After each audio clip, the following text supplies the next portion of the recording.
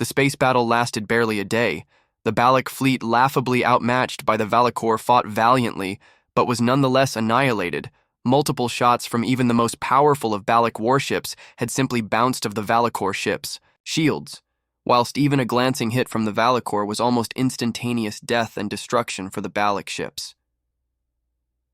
The war against the Valakor had been raging for the past 5 years. The Galactic Federation members, all joining in the defense of the Federation, had fought furiously against the Valakor, united as never before, but one by one the member races were subjugated or worse. With the space battle over the Valakor had already begun landing troops onto the Balac homeworld, and a massive planet-wide firefight had developed. Every street was a battleground. Balac, soldiers hurling themselves time and again at the invader to buy just little more time for the faint hope of a miracle. Desperate to reach the central museum, Tarek moved from cover to cover, dodging enemy weapons fire. His purpose was the last roll of the dice for his people. Trusting in his people's fables, he made his frantic journey to the museum. It was his people's oldest legend. His sole purpose was the oldest and the most revered relic known in Balac history. His task was to try and use it and bring forth a miracle, a desperate gambit to return the heroes from eons before, those that had originally freed the galaxy from the Valakor, those that had originally freed the Balac and many other races and forced the Valakor from this galaxy. Without a word, Tarek moved at a run towards his destination. He made it just as a weapon blast hit the masonry where only a second earlier his head had been. The soldiers outside the museum as one closed rank and increased their rate of fire, valiantly trying to buy Tarek as much time as possible to complete his task. He pushed open the reinforced doors and finally made it to the exhibit. He entered the security code given to him by the First Minister herself. The status field collapsed, and Tarek reached out and grabbed the relic before it could drop to the floor. Holding the relic, he felt hopeless. Since the return of the Valakor, his people's greatest minds had tried to unlock the device, and before them over the eons, many sages and scholars had tried to learn the relic's secrets. None of them had succeeded. And now he was tasked with not only figuring out the relic, but using it to call forth the heroes of old to aid his people in their greatest hour of need. He felt completely ridiculous at that thought. It had been tens of thousands of years, according to the texts, since the relic was gifted to his people for the very reason they were unable to get the relic to perform. He flipped the relic over to inspect the outside of it. He tried to pry it open at the seams, but to no avail, the sound of battle coming ever closer. He began pressing what he assumed was a screen, but nothing happened. The Valakor were now inside the museum. He did not have long left. How many of his people had been lost buying him these precious seconds, and he had wasted them. This was pointless. In a fit of rage, Tarek smacked his hand down on the relic, a sin worthy of imprisonment only hours before. The relic came to life. The screen now had a flashing cursor in the center, and a few seconds later, in a strange alien language, words began to appear. Suddenly, several Balac soldiers burst into the room and began barricading the door. Tarek moved behind the pillar and held the relic close to his chest. He looked down at the line of strange alien text and began to trace what he presumed were letters which his fingers, the text began to change, and before his eyes the strange alien language was converted into an old dialect of Balacan which Tarek at first had trouble translating. The sentence read, "We are coming, hold on." The sound of Valakor weapons fire started coming from the other side of the door. Tarek moved to the nearest soldier and, still gripping the relic, asked for the soldier's sidearm so he could at least die with dignity fighting alongside his fellows. The soldiers all looked exhausted, but also filled with a strange resolve to take as many Valakor with them to the afterlife as they could. The Valakor were now directly targeting the door. A strange sense of sadness overcame Tarek at the thought. Of all those Balac soldiers who had only moments before been defending this historic building, slowly the door was beginning to buckle under the onslaught, and Tarek thought he could hear the laughing of the Valakorian soldiers. This filled him with anger and rage so primal, he wanted nothing more than to kill them, by any means possible. It was at this point that the relic in Tarek's grip made a loud beep noise the Balac soldiers, as one all turned to look at Tarek with hope in their eyes. Tarek looked down and watched as the text disappeared and a line of words appeared. He touched the screen, and as before, the strange alien language was converted to ancient Balacan. Tarek read the new sentence aloud. Humanity always keeps its promises. We are here. What's humanity? Inquired one of the soldiers before another volley of fire from the other side of the buckling doors occupied her attention. The firing against the door suddenly ceased a few seconds later. The sound of heavy boots running down the corridor could now be heard. Loud cheers and shout of glee came from outside. And after several minutes, the soldiers and Tarek all cautiously looked out of the window, and to their amazement, the Valakor were all running headlong to their dropships, weapons and equipment being discarded as they ran to try and increase their speed. Valakan soldiers were chasing them all the way, firing into them all the while in a desperate attempt for not only revenge but justice. "What is going on?" asked one of the soldiers. "I don't know, but I think we should go outside," said Tarek, still clutching the relic in his hands. The soldiers and Tarek cleared the barricade of the exhibit door and then forced the door open. They made their way nervously down to the exit and watched as Valakor dropships took off and raced spacewards with incredible speed. At this point, Tarek moved outside of the museum and was astounded to see Balak soldiers were standing out of their defensive positions and were all looking skywards, cheering. Tarek followed their gaze and saw the Valakor ships in orbit still, but there were significantly fewer of them now, and after a few seconds, his eyes adjusted to the light. He could see several that weren't ships anymore but floating debris. Where he thought was a ship only moments early were now a mangled mess of metal blown into pieces. In awe, he stood watching as a Valakor capital ship, which appeared to be firing all its engines at one, be hit by something and immediately explode. Moving quickly, Tarek made for the Capitol building and for the First Minister's office, praying that it was still in one piece. Arriving at the steps of the Capitol building, Tarek was shocked and brought to tears by the many bodies of the Balak soldiers who had given their lives to defend this proud symbol of Balak democracy. Making his way inside the main reception hall had been turned into a makeshift hospital. The amount of wounded soldiers and civilians alike brought tears to Tarek's eyes, but he had to find out what was going on in space above the planet. Tarek moved past the wounded and the caregivers and made his way to the First Minister's office, which was in some disarray. As Tarek entered the office, he found the First Minister unharmed, surrounded by military and civilian leaders alike, watching the planetary defense satellites video feed. A new fleet of ships had arrived, unlike any that no living Balakan had seen before. The Valakor ships were desperately trying to leave orbit and appeared desperate to avoid these vessels. Those that made it out of orbit were firing desperately at the ships in a bid to escape, but were having the same effect our ships were having against them only hours earlier. The Valakor weapons, bouncing harmlessly off the newcomers' ship's shields, all the while being annihilated by the return fire. Once the space battle was over, the newcomers turned their attention to our planet, where moments earlier there had been Valakor soldiers trying to defend themselves. A flash of light and they were gone. In mere minutes, there were no living Valakor alive in our system. The relic still in Tarek's grip beeped once again. Its sound being the only noise broke the spell of amazement, and everyone in the office turned to look at him. "I got it." "To work," Tarek said weakly, holding it out so everyone could see. A new line of text appeared. He looked down, and in unison, so did everyone else in the room, moving closer and climbing over each other to look at the writing. And again, Tarek pressed the screen to translate the text. Everyone leaned closer still. "What does it say? Can you read it?" asked the First Minister.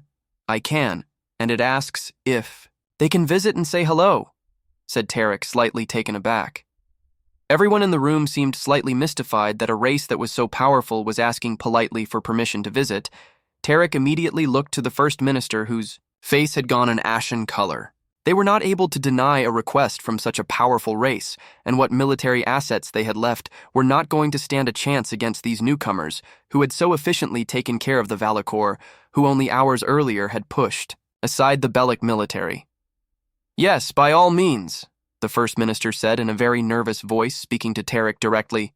"Contact them and let them know we will receive them," she said, trying to sound authoritative despite the look of sheer terror on her face. The generals standing behind her all shook their heads collectively, knowing very well that they may well be jumping out of a burning building straight into hell itself. "I don't know how," Tarek admitted. "The messages appear, and I just press here," and it translates the alien language to Old Balakan. Before Tarek could finish speaking, there was a brilliant flash of light, and where previously there was empty space in the office, now stood two bipeds wearing white robes. Tarek was surprised at how similar they appeared in form to the Balak, and he assumed one was female and the other male. Both looked like young adults, and they both had wide smiles on their faces and seemed genuinely excited to be there. There was a dumb silence and no one spoke, and the awkward silence continued for a few minutes. Finally, Tarek moved forward and bowed. "Hello, I am Tarek, and it was me that activated the relic." Tarek stood with the relic, offering it to the newcomers as some form of explanation. He didn't know what else to do, and going by the looks on the other Balakan faces, neither did they. The male newcomer had moved across the room, was looking out of the window, and said something. In a strange language to his female companion, his facial expression had changed from the excited smile to a somber look of sorrow. The female's facial expression also changed, and a look of concern appeared on her face. The female newcomer took the relic and examined it, her fingers dancing across the relic screen before she handed it back to Tarek. The female spoke once more, but this time in fluent Balakan. "Hello, Tarek," the female said. Several deep intakes of breath all happened at the same time. "My name is Evie, and this is Jacob. We are humans from the planet Earth, and we received your call for help. We apologize for not getting here sooner. It is very nice to meet you and to make the acquaintance of your species once again. Welcome to Balakan," the First Minister announced with a ceremonial flourish and rather more pomp than Tarek thought was necessary. "We thank you for your help with the Valakor. We are grateful beyond words." Tarek's mind was racing. His brain finally caught up with events. "Again, you are the ones that defeated the Valakor thousands of years ago and freed us and the other races." He hesitated. "May I ask how old you are?" The human known as Evie smiled at Tarek. "That is correct. We are from a remote part of this galaxy, so we're afforded the chance to develop in peace and grow. When the Valakor finally located us, we were far superior in technology and numbers. For them, and we fought the Valakor pushing them from this galaxy, we left communication devices on all the worlds we liberated with instructions to call us if the Valakor ever returned," she explained. "Oh, I am approaching my 200,000th birthday. Next month," she said rather nonchalantly. "Enjoy another amazing story. It wasn't fair, but then, nothing ever was." Megaconful had been taking his freighter through the system at their regular leisurely pace on yet another boring, low-margin shipment. But this one had seen them suffer the tremendous misfortune of accidentally stumbling into the path of a pirate flotilla. 5 combat vessels of varying sizes, 1 a cruiser, plus 2 pirate freighters in their employ, and they had decided to pick on this defenseless freighter. All Megaconful had to work with was a bunch of point defense lasers, excellent ones, absolutely, but point defense while also not particularly being able to sprint away. The pirates had been smart too, saving their missile stocks and instead melting the Ahergiv at distance with their own, far more powerful lasers. It was only a series of miracles that had stopped them from successfully fully disabling the Ahergiv's engines, but gradually more and more of the ship had been boiled. "Away! New contact! 400,000 clicks out," Specialist Obtylaretics shouted, briefly overcoming the blaring of alarms. A new symbol flashed onto the plot, sensors scrambling to feed Captain Megaconful everything of note. Of course, with the amount of damage they'd taken, they weren't exactly doing well at that. They had a rough tonnage estimate, bearing and acceleration. Destroyer size, bearing 355 by 01 and burning at 6 Gs. Because of the light lag, Megaconful was seeing what the ship had been doing a little over a second ago, but then, so would his attackers. Where the hell did they come from? "Hyperspace. Our sensors are too Captain, vessel is broadcasting wide beam." Megaconful noted the addition of transponder data to his plot.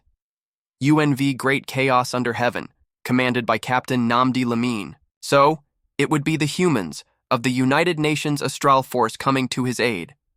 Play it. Unidentified vessels, cease all hostile actions against the freighter Ahergiv immediately. Power down all systems. This is your final warning." Clearly directed at the pirates, then.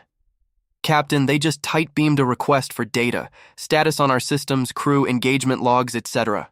Send it." This is all that was in range? A single destroyer? We're doomed, aren't we? Not necessarily. If the humans only send a single destroyer, it could mean that they only had that, or there's something up their sleeve. Megaconful replied. Well, Captain, I certainly hope it's the latter.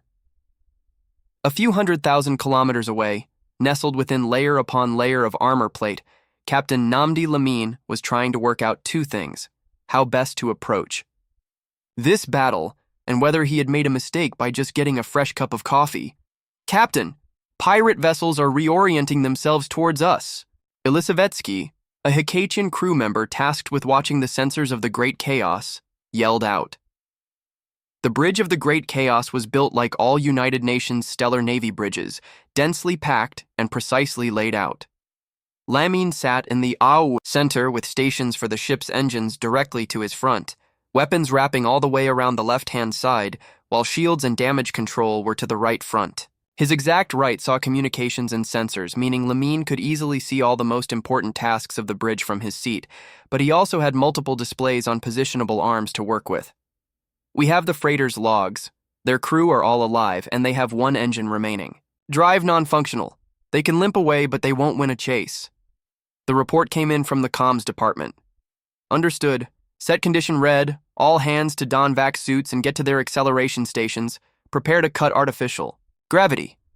Stevens, get drive 2 and 3 spinning up, 2 on standby for DL1. Lamine figured it was best to secure the coffee now, so he picked the cup out, sipped a last bit, then applied the secure lid. There was a special holder on his chair which he stuck the cup in, fastening it in. Then he brought a display around, activating it to show the tactical map of the battlefield, with all sorts of relevant information gathered in by the sensor, suite aboard the Great Chaos. Tonnage, identifiable weapons, expected capabilities, and anything else that could come in handy. Spinning it up. EJL's set. Stevens was the drive operator, his sole job to handle the business of going faster than light from place to place, and like any good drive operator, he had already set up the key locations of this battle. These were emergency jump locations, places where the Great Chaos could run to in the event of the situation turning sour, or simply to disengage for a few minutes. Requesting a PJL. Give me a moment, Lamine replied, grabbing his helmet from the berth on the back of his chair. He quickly donned it, forming an airtight seal with his vac suit, a procedure being followed across the entire ship. He then switched to electronic communications, activating the bridge's channel. Designate the largest combat vessel as Blackbeard 1, Lamine's XO, flat, offered, having finished putting his own helmet on. Blackbeard 1 outmassed the Great Chaos, just barely under the threshold to be considered a cruiser by the United Nations Stellar Navy. The Great Chaos's automatics. Recognition systems classed it as a Waksuk class, a heavy destroyer once fielded by the League. Somehow, this one ended up crossing the line and ending up in the hands of these lot. Go on then. Blackbeard 1, descending order. Lamine replied, buckling himself into his chair, before pulling a large screen on an arm in front of his face. This was his tactical display, and it quickly filled out with information, showing each vessel the Great Chaos was currently facing. Each was assigned the Blackbeard name, followed by a number, 1 through 7. Right now, there was about 395,000 kilometers between the two sides, the Great Chaos accelerating far faster by virtue of not having to move as part of a fleet with freighters. There was a way to resolve that distance problem, of course. A very easy way to close the distance, one that both sides had access to. The pirates wouldn't take advantage of it because they knew doing so introduced serious issues. Ships would return to normal space at different times unless strictly coordinated and could be scattered significantly. They would also struggle to run away. But the Great Chaos didn't have to worry about things like that. It was built to jump in, harry the enemy, then jump out. The average United Nations Stellar Navy destroyer had a single combat-grade drive, built for precision, and a smaller patrol drive for long-range travel or emergency disengagement. The Great Chaos had 4 combat drives and another patrol drive, in return for a smaller missile armament and only one main gun. Lamine, using the control stick and buttons on his chair's arms, quickly picked a point on his tactical display to the rear of the enemy formation. He placed a PJL, primary jump location, on it before dragging it to indicate the orientation he wanted to emerge with. Then he clicked a small button, setting their altitude above the star system's plane. PJL set. Lock to 50,000 behind and above. Bring us out towards them. Acceleration of 10 Gs. Drive 1 ready for jump to PJL 1, Stevens reported. The ship's computers had begun the calculations as soon as Lamine had set the positions on his board, and now they were ready to go. Drive 2 ready for EJL 1. Course set. Drive operator and helm were kept separate due to their different mental demands upon the crew. They would work in close cooperation, though. Lamine nodded and toggled the comms channel to the whole.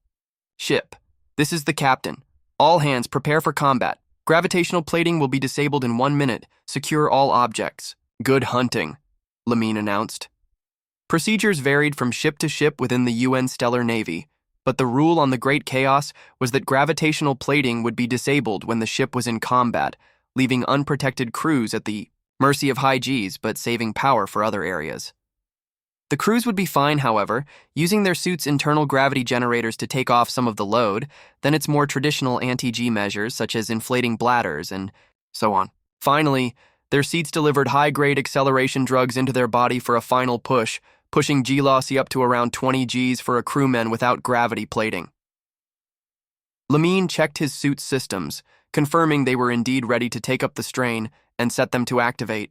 The gravitational plating would wean itself off as the suit took up the slack. Weapons and shields? Lamine asked, satisfied his ship was otherwise ready. All ready, Flat confirmed. That was all he needed. Confirm jump order.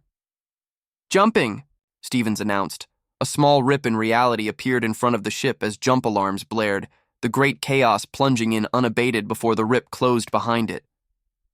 Lamine closed his eyes, taking a deep breath and gripping the seat's arms. His gut dropped, every nerve in his body screaming that he was falling, falling, falling. Golden pinpricks of light flashed in the blackness of his eyes, one after the other, always in a different spot. A wave of nausea flooded over him, then rocketed up his esophagus. At the same time, he had an overwhelming sensation of pins and needles in every part of his body. Only vaguely noticeable in this flurry of sensations was the ship ceasing its acceleration, some slight thruster actions being executed to ensure it came out precisely how it wanted to. Finally, the brick wall, feeling like your lungs were, trying to turn themselves inside out. That could only mean one thing, and as Lamine's eyes opened yet again, that fact was confirmed. The great chaos exited from a fresh rip, digging its way back into normal space, where the laws were somewhat more reasonable, and those horrid feelings disappeared from Lamine's body. It did so still at tremendous speed, pre-jump speeds being conserved, quickly followed by the ship's engines blasting away at 10 Gs. Even with all the anti-G mechanisms at play for Lamine, that was certainly a brick wall when it hit. They were now behind and above the pirate fleet. For their targets to engage successfully, they would have to flip. For them to approach the great chaos, they would have to either execute their own hyperspace jump or fully decelerate and then begin to accelerate again.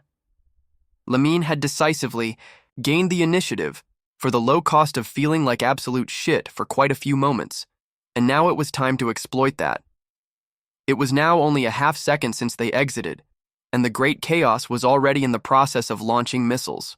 Lamine had left it up to his crew at the missile stations to determine a reasonable amount of missiles to dispense at the enemy, with them selecting 4 each for Blackbeard's 3 to 5, 8 for Blackbeard 2, and a spread of 20 on Blackbeard 1. The large freighters that were Blackbeard 6 and 7, huge constructions that were little more than a pykrete hull with engines strapped to it, received only 2 each, since they were unlikely to stand up to much, and they were a low priority. That was 44 missiles total, or just about 20% of their total armament. Could they go all out in one mega salvo? Sure. And then the enemy would absolutely just hyperdrive out, and those missiles would have been wasted. Lamine and his crew had to effectively parcel them out, with Lamine personally suspecting this salvo would probably kill one and wound 2 others, with the others surviving intact.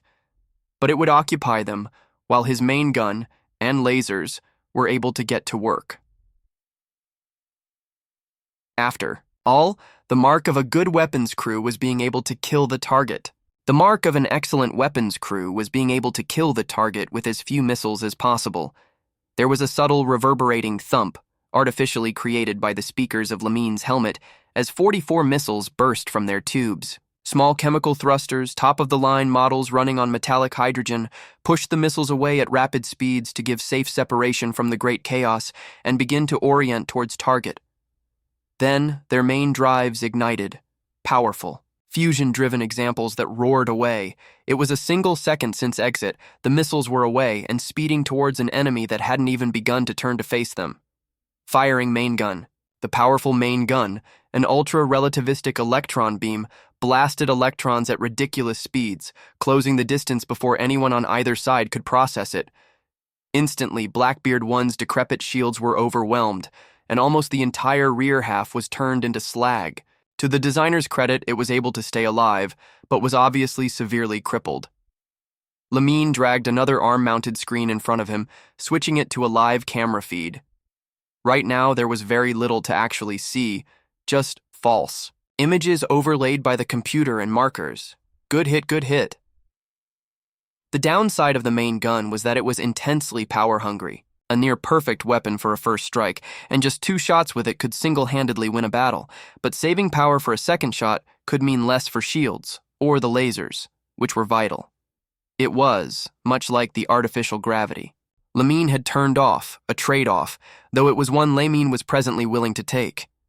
He had a sneaking suspicion it would indeed be worth it. The pirate fleet was rotating already, their point defense lasers setting to work. Missiles burst out, some to intercept their attackers, others to try and damage the great chaos. These pirates may be doomed, but they weren't slow, having already begun to adapt to the surprise attack. Lasers on, Lamine ordered, the great chaos laser network activating, and now starting to duel the pirates. Missiles were targeted as soon as they left their launchers, the most heavily targeted ones silently disintegrating as they melted away. It was all down to computer-controlled. Systems now, automated lasers and missiles versus automated lasers and missiles. All the crews of each side could really do was watch on and assign resources. Several of the Great Chaos's missiles were intercepted by the pirate missiles now, both exploding in brilliant fireballs amidst the blackness of space. Most survived. However, pressing on, passing the pirate missiles like 2 crowds of people walking down the same road. This, of course, freed up the lasers of both sides to be even more radical in their targeting, no longer afraid to hit their own weapons. Launching. Interceptors. More missiles were deployed, 15 this time. They were smaller affairs, designed not to cross the entirety of the void of space, but instead to sprint a few thousand kilometers out to intercept an inbound salvo. They also represented a twist on the general formula of a modern anti-ship missile. Instead of a tandem nuclear explosively formed penetrator Kasaba howitzer warhead that would fire in a narrowly focused arc, they were a single modified Kasaba howitzer, designed to spread their beam in multiple directions. Far less powerful than their regular counterparts, yes, but they didn't need to blast through meters of armor or deal with high-grade energy shields. They needed to melt loads of missiles with very little armor. They were briefly visible, on Lamine's display, before they rocketed off into the distance, Blackbeard 6 and 7 launching missiles. That was a surprise to Lamine, who quickly zoomed in on the giant freighters. Sure enough, he could see a massive swarm of missiles, being deployed from the huge freighters. They were, like so many intra-system haulers, effectively a giant pykrete hull mated to some engines and cramped crew quarters. Evidently, the pirates had retrofitted vast missile bays onto these ones. Lamine mentally kicked himself for failing to consider the possibility. Ah well. It would just take some rethinking. The odds were still overwhelmingly in his favor. A quarter of the missiles raced towards those deployed by the Great Chaos, while the remainder charged towards the UN vessel itself. Give me projections, Lamine ordered.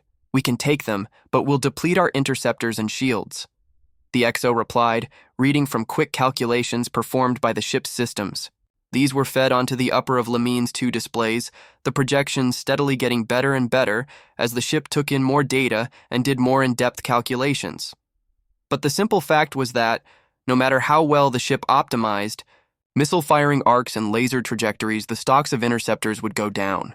It was time. EJL-1, Lamine ordered, and the process of preparing for a jump was begun. Drive 2, jumping. Jump alarms sounded, the whole crew bracing even as the main engines were briefly shut off. Eyes closed. Grip the seat's arms. Feel the fall of your stomach. It was the same every single jump. Maybe that made him a terrible captain for a ship like this, being one of the fraction of a percent that felt this way on every jump. Deal's syndrome, it was apparently called, and it was a pain in the ass. As far as Lemon was concerned, though, it kept him on his toes. The only saving grace was that after a few minutes in jump, it would always clear up. Without that, he'd never be able to endure the multi-day journeys of interstellar travel, meaning he'd always be a frosty, non-essential enough to be put in chemsleep and reawaken just before they reached their destination. Unsurprisingly, there was little demand in the UN Navy for captains who'd be unconscious for much of their time in space. Nausea, again. The pins and needles. Then, as always, the wall, and it was all gone in a second, with them back in normal space. Then a second wall, the engine slamming back on, missiles approaching engagement range in 2-1. Good hits, good hits! Blackbeard 5 is gone, Blackbeard 4 damaged, Blackbeard 2 losing atmosphere and down an engine. Blackbeard 1 is heavily damaged but fighting on. That was good, but it wasn't as good as it should have been. Those two freighters had provided a hell of a lot of firepower to shield their fellows and had got away undamaged. Not this time. Cut thrust to 1G until next jump, Lamine ordered, the effect quickly being felt. Power flowed into capacitors across the ship, bringing the lasers and main gun back up to full power a lot quicker than they would have previously. Lamine set a new marker onto the plot, while idly watching the first set of enemy missiles be whittled down by the interceptors. The second, much larger wave was now gliding aimlessly off the board, unable to retarget at this point given the sheer distance. They would drift away for years, potentially decades, until someone eventually bothered to go salvage them. Long, after their warheads had run out of power and become useless. The new marker, PJL-2, was set onto the port side of the enemy flotilla. The advantage he now held was that he could totally control the angles of attack and keep the enemy guessing. All stations ready? Aye, Captain. Drive 3, set to PJL-2. Drive 4, EJL-2. Lamine knew the smart thing to do was always keep a backup. By the time they needed to use Drive 4, Number 1 would be back online alongside the patrol as a final backup. Main gun ready. Understood. I want us coming out of hyperspace, ready to instantly slag Blackbeard 6. Missiles on everything. Else priority target Blackbeard 7. Give us double what we hit them with last time. Aye, Captain. Drive 3 ready. Jump. Jumping. The alarms, then the engines cut, causing the great chaos to drift into the hyperspace rupture. Eyes. Grip. Fall. Never better or worse each time when you were prepared at least. Maybe this was why he'd been picked for a ship like this. As powerful an asset as the drives were, their use had to be carefully rationed. Inexperienced captains might burn all their drives in quick succession and be left trapped at the mercy of their foes. Perhaps, in command's mind, a captain who hated the experience of jumping would be far more careful and managed in their usage, or maybe they hated him. It was impossible to say. Nausea, pins and needles, the wall. And it was over, and the battlefield was back, followed shortly thereafter by the second wall. For all the incredible sensors and processors on Lamine's ship, there was one thing he couldn't see from his comfortable chair. Into the minds of the bridge crews on the opposing side, but he could probably guess. When the great chaos under heaven had disappeared into a fresh tear into reality, it had truly lived up to its name, and caused pandemonium on the bridge of the pirate ship dubbed Blackbeard 1. Of course, it was already doing rather poorly, considering all but one engine was melted slag, and the surviving engine was putting out so little thrust they would frankly accelerate quicker if they started, dumping their remaining air. The captain, a rather infamously poor-tempered fellow, had thrown himself into a fit, deploying a series of insults in multiple languages and demanding to know precisely how his crews had failed to catch it in time. Then it came back, and before anyone could process either the strategic implications of that or its immediate implications, Blackbeard 6 had died to this frankly demonic craft's main gun. Pride of the Seven Suns, pirate flotilla's freighters, and it was immediately melted in the most literal sense. The captain did not cope well with that. A fresh storm of missiles came piling out of the great chaos, the barrage double the size.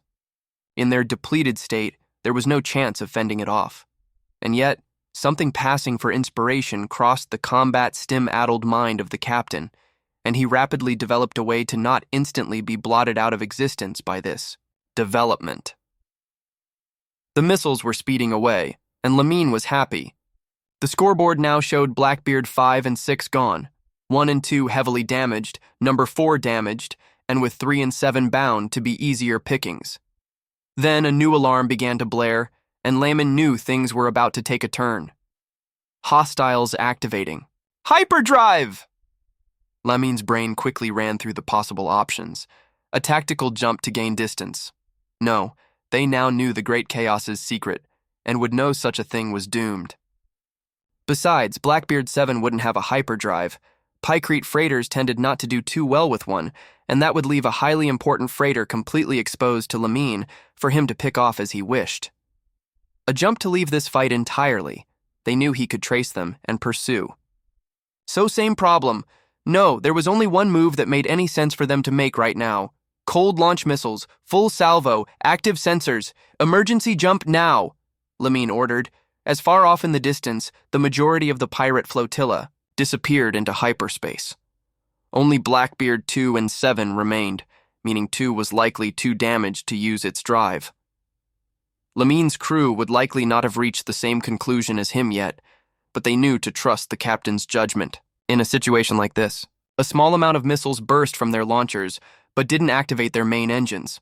A cold launch that left them surrounding the Great Chaos in a small cloud. Meanwhile, Drive 4 worked a miraculous job, and in not so much more time. They were rushing into those familiar feelings. Eyes, grip, fall, nausea, pins and needles, walls. The Great Chaos burst back into normal space, its sensors working in a frenzy to work out what had happened in that half-minute without access to regular reality. Blackbeard 3 and 4 annihilated, Blackbeard 1 is... Blackbeard 1 just exploded! Holy shit! The excited shout from one of the sensor operators meant Lamine had guessed right. Those pirate ships that could jump had moved to try and pounce on the Great Chaos, leveraging their superior numbers for a close-range brawl. The cold-launched missiles, their onboard seekers pinging away, had found a trio of highly appealing targets suddenly popping out in their midst, and had collectively decided the exact right way to go about it before the pirates had even known what they were dealing with. Missiles closing on Blackbeard 2 and 7.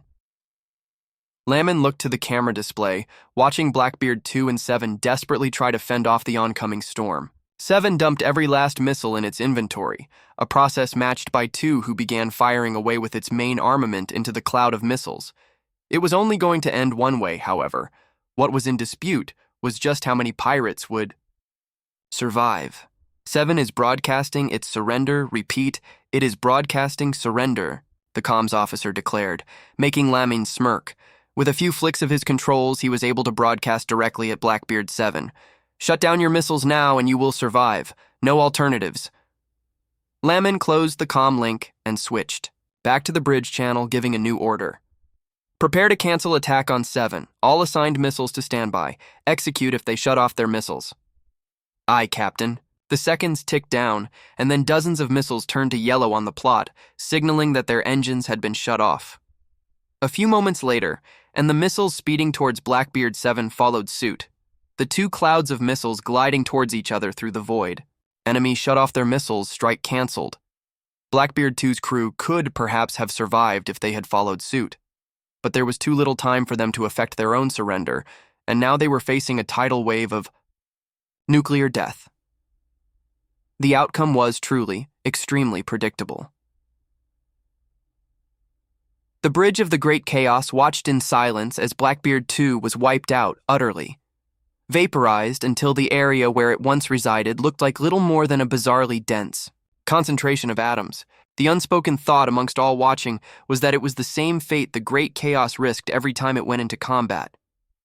Lamine brushed aside that thought and opened the channel back to Blackbeard 7. He was just as terse this time, the crew of Blackbeard 7 probably currently quaking in fear as they watched the small cloud of UN missiles drifting ominously beside them. Drives offline. Put your reactor to the lowest possible setting. United Nations forces will arrive to detain you. Any attempt to flee, resist, or attack will be met with immediate destruction. Cooperation will be rewarded. Once more, Lamine closed the channel and opened up the bridge channel again.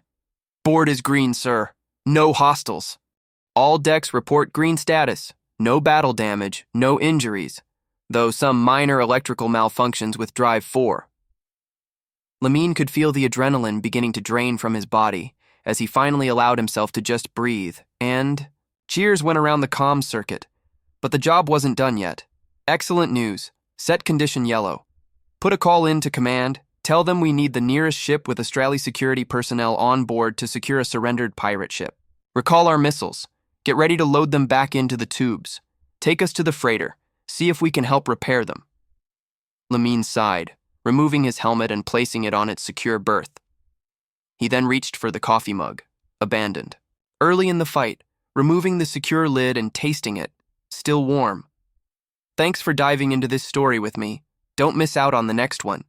Hit that subscribe button, give this video a big thumbs up, and drop a comment below with your thoughts. I'd love to hear what you think.